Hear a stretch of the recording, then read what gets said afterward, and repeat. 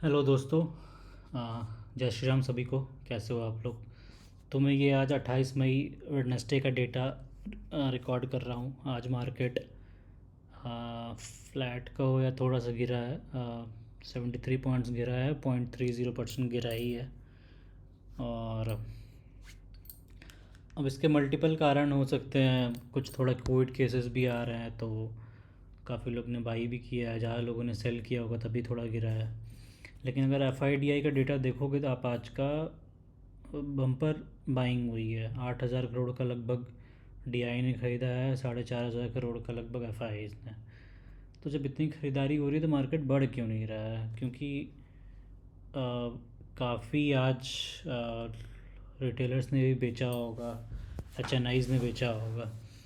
और अब index options देखो, ये इंडेक्स ऑप्शंस जो है इसमें काफ़ी बेसिकली होता क्या है, आज एक्सपायरी भी होती है। तो काफ़ी लोग का नेगेटिव में उसमें क्या होता है कि एक्सपायरी आती है तो आपने जो भी फ्यूचर एंड ऑप्शंस का है ये टर्म है, तो जैसे जिसने भी मान लो मंथली एक्सपायरी होती है, वीकली एक्सपायरी होती है। तो अगर किसी ने वीकली एक्सपायरी ली हुई, अगर आज का एक्सपायरी है तो आज आपका बिक जाएगा। अब चाहे चाहे लॉस में हो, चाहे गेन में हो, चाहे जो भी हो। मंथली एक्सपायरी भी होगी तो भी वो सेल हो जाएगा। तो उसमें ही लग रहा है बहुत लोगों का सेल हुआ है लॉस में, और काफ़ी दबा के सेलिंग हुई है, उस वजह से भी गिरा होगा। तो जैसा आप देख सकते हो, निफ्टी बैंक का काफ़ी, इसमें निफ्टी 50 का काफ़ी सेलिंग हुआ है, निफ्टी बैंक का हुआ है, ये सब तो इस वजह से ही गिरा होगा मार्केट। क्योंकि वरना बाकी डेटा तो बड़ा सही है। मतलब एफ ने दबा के बाइंग की है, डी ने भी दबा के बाइंग की है, तो बाकी सब सही है। द ओनली रीज़न मतलब ये हुआ है वो बस एक्सपायरी या रिटेल्स ने काफ़ी इस तरह से सेल कर दिया होगा, है ना। अब थोड़ा भी इंडेक्स देख लेते हैं तो निफ्टी 50 थोड़ा सा गिरा है, निफ्टी बैंक थोड़ा सा बढ़ा है, निफ्टी फाइनेंशियल सर्विस थोड़ा सा बढ़ा है, BSE सेंसेक्स थोड़ा सा गिरा है, निफ्टी मिड कैप सिलेक्ट 0.1% गिरा है, इंडिया विक्स 2.5% से ऊपर गिरा है, निफ्टी नेक्स्ट 50.30% लगभग गिरा है।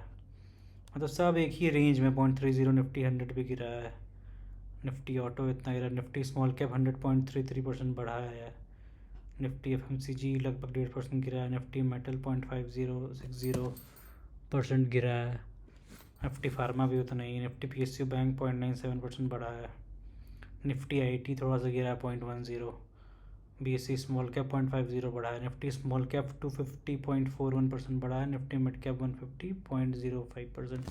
मतलब आप देखो कि माइनर माइनर से या फिर तो पॉजिटिव में बंद हुए हैं या माइनर से नेगेटिव में बंद हुए हैं।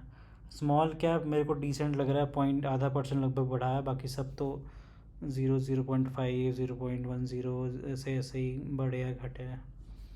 तो यही मुझे दिख रहा है।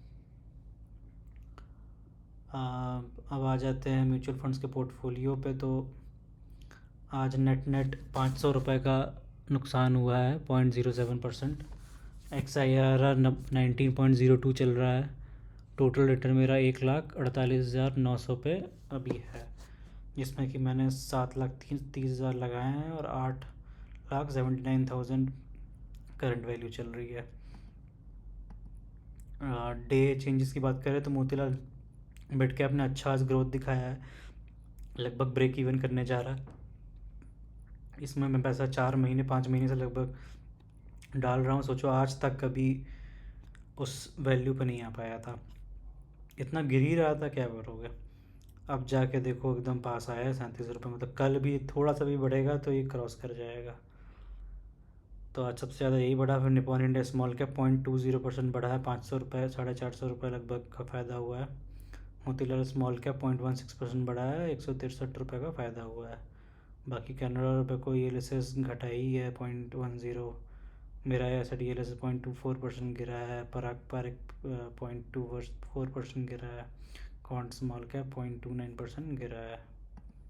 रिटर्न बेसिस की बात कर ले तो हम मेरे दोनों ELSS फंड्स 50% के ऊपर एकदम रिटर्न दिए हुए हैं।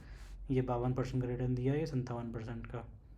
पराग पारिक 32% के रिटर्न पे है, क्वांट स्मॉल कैप 11% के रिटर्न पे है, निपॉन इंडिया 8.5% लगभग। मोतीलाल स्मॉल कैप 3.5% और मोतीलाल मिड कैप भी एकदम ब्रेक इवन आने वाला है, 0.13% के भी नेगेटिव में है। थोड़ा सा बस कल बढ़ जाएगा तो ये तोड़ देगा रिकॉर्ड। टोटल पैसे की बात करें तो सबसे ज़्यादा निपॉन इंडिया स्मॉल कैप में 2,12,000 लगा हुआ है, पराग पारिक में 1,71,000 हुआ है। क्वांट स्मॉल कैप में 1,53 लगाया था, 1,70 हो गया है। मेरा एसेट में 70 लगाया था, 1,10 हो गया है। मोतीलाल स्मॉल कैप में 1 लगाया हूँ, 1,3 हो गया है।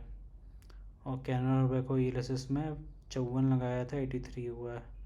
मोतीलाल मिड कैप में 27,000 27,500 लगाया हूँ तो नहीं है, लगभग 37 रुपये कम है। तो देखो दोस्तों, अभी मार्केट एकदम 24,000 पे एकदम नाच रहा है, ये 24,700 पे बहुत जल्दी ये रिकॉर्ड तोड़ेगा और 52 आई को तोड़ना चाहिए। जून के आधे आधे 15-20 जून तक आते आते तक तोड़ देना चाहिए मेरे हिसाब से। देखिए क्या होता है, बाकी क्या करते हैं। पोर्टफोलियो एनालिसिस की बात कर लें तो लगभग अच्छा खासा चल रहा है यहाँ पे। इन्वेस्टेड वैल्यू और रिटर्न 7,30,000 उन्होंने लगा लिए हैं, 1,48,49 का रिटर्न टोटल चल रहा है 28 मई तक। ठीक है, उतार चढ़ाव ये सब चलते रहते हैं। 6 मंथ्स का भी देखो ये डेटा है और ये 1 मंथ का। ठीक है, चलिए अब यूएस स्टॉक्स में आ जाते हैं। तो आज लगभग 0.27% हल्का सा फ्लैट ये भी गिरा है, $11 का नुकसान हुआ है। एप्पल 2% के नेगेटिव में है, अमेज़ॉन 26% के पॉजिटिव में है, माइक्रोसॉफ्ट 14% के पॉजिटिव में है, एनवीडिया 30.5% के पॉजिटिव में है, अल्फ़ाबेट गूगल 8.5% के पॉजिटिव में है, ब्रॉडकॉम लगभग 60% के पॉजिटिव में है, मेटा 33% के पॉजिटिव में है, जेपी मॉर्गन लगभग 27% के पॉजिटिव में है, टेस्ला 64% पॉजिटिव में है और ताइवान सेमीकंडक्टर 7% 7.5% पॉजिटिव में है, नेटफ्लिक्स 50% पॉजिटिव में है।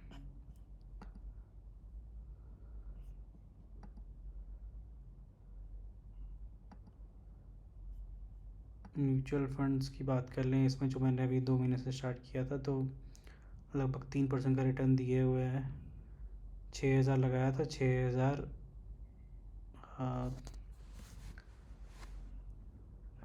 6,170 रुपये लगभग बन गया है। ठीक है, जिसमें से बंधन ने सबसे ज़्यादा रिटर्न दिया हुआ 3.74% का, टाटा ने लगभग 3% का और एसबीआई स्मॉल कैप ने 2% का। कॉइन की बात कर लें तो मैंने लगाए थे लगभग 12,200 रुपये और यहाँ 12,500 रुपये हो गए हैं। 35 रुपये का आज प्रॉफिट आया है, 317 रुपये का टोटल प्रॉफिट है 2.5% के हिसाब से। निपॉन इंडिया में लगाए हैं मैंने थे 4,500 रुपये, 4,700 है टोटल। PNL अभी इसका चल रहा है 112 रुपये का पॉजिटिव, 2.5% के पॉजिटिव में है। और मोतीलाल माइक्रो कैप इंडेक्स चल रहा है 7,500 रुपये लगाए हैं, 7,800 चल रहा है अभी, 2.70% के पॉजिटिव में ये। तो ये सब बिल्कुल नए नए फंड्स हैं, तो बस अभी मतलब 3-4 महीने से मैं डालना स्टार्ट किया हूँ, तो इसीलिए आपको ये सब दिख रहा है।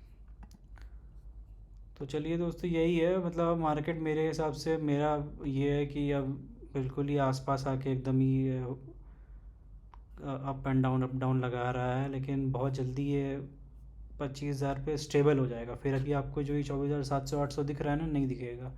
एक टाइम पे आके 25,200 300 400 जितने पे भी आके थोड़ा स्टेबल हो जाएगा। फिर उसी के आसपास 50-100 पॉइंट गिरना बढ़ना लगाएगा तो स्टेबल हो जाएगा। फिर इसको रोक नहीं सकता कोई, मतलब ये 26,200 का जो 52 वीक हाई लगाया है पिछले साल सितंबर 2024 में, मतलब वो तोड़ देगा बिल्कुल। तो बहुत पॉजिटिव है, मतलब एकदम ही कुछ ऐसी नेगेटिव न्यूज़ नहीं आ रही है, तो सब अच्छा चलता रहेगा मेरे हिसाब से। देखो जून 15 जून या 30 जून से पहले पहले तक सब कुछ अच्छा रहा तो तोड़ देना चाहिए, वरना अगर ये कोविड केसेस अगर बहुत ज़्यादा, अभी भी मैंने देखा था नोएडा में दिल्ली में काफ़ी बढ़ने लगे हैं, तो जैसे जैसे थोड़ा सीरियस अगर ये मैटर होगा तो शायद गिर भी सकता है, या वो वॉर का सीन वापस से कुछ बन जाए तो भी गिर जाएगा। मतलब कुछ भी नेगेटिव न्यूज़ आएगी तो मतलब बनेगा, ये थोड़ा गिर सकता है। लेकिन अगर सब कुछ सही रहा, कुछ ऐसा इकोनॉमी इफेक्ट नहीं हुई, सब कुछ सही रहा, तो ये अच्छा खासा भागेगा। 26,200 300 ये सब तोड़ देगा। तो देखिए दोस्तों, वेट करते हैं। हम लोग बस अपने एक्सपीरियंस के हिसाब से प्रेडिक्ट ही कर सकते हैं। कोई भी ये कह रहा है कि मार्केट को वो जानता है और समझता है तो वो झूठ बोल रहा है साफ साफ। उसकी बात कुछ मानने की ज़रूरत नहीं है, ठीक है। तो देखिए दोस्तों, और मैं भी कोई सेबी रजिस्टर्ड इन्वेस्टर हूँ नहीं, मतलब मैं भी अपने एक्सपीरियंस से 5-6 साल से इन्वेस्ट कर रहा हूँ, तो उस हिसाब से अपने एक्सपीरियंस से बात कर रहा हूँ। गलत भी हो सकता हूँ मैं, है ना। बस कोई ऐसा पत्थर की लकीर नहीं है। और मैं बस अपना पोर्टफोलियो इसीलिए दिखाता हूँ कि अपनी जर्नी शेयर कर रहा हूँ, आप लोगों को इंस्पिरेशन मिले, आप लोग भी इन्वेस्ट करें और समझ में आए कि कोई जुआ नहीं है ये, मतलब पैसे बनते हैं इसमें। आप मेरी पुरानी वीडियोस देखो, जिस दिन मेरा लॉस हुआ उस दिन का भी वीडियो डाला है मैंने, और जिस दिन पॉजिटिव में आया हूँ प्रॉफिट हुआ उस दिन का भी डाला हूँ। तो मैं कोई किसी दिन बहुत, मतलब ऐसा नहीं है कि मैं अच्छा अच्छा ही दिखा रहा हूँ, मैं हर दिन का दिखाता हूँ मार्केट का। तो अब भी देखिए और उस चीज़ से मोटिवेट हुई है और लगाइए, जितना भी लगा सकते हैं। 500 रुपये से ही स्टार्ट करिए, लेकिन लगाइए। तो ठीक है दोस्तों, मिलते हैं अब नेक्स्ट वीडियो में कल। कल देखते हैं मार्केट क्या खुलता है, कैसा रहता है, उस हिसाब से अपडेट करेंगे। तो तब तक के लिए बाय, मिलते हैं नेक्स्ट वीडियो में। Thanks for watching.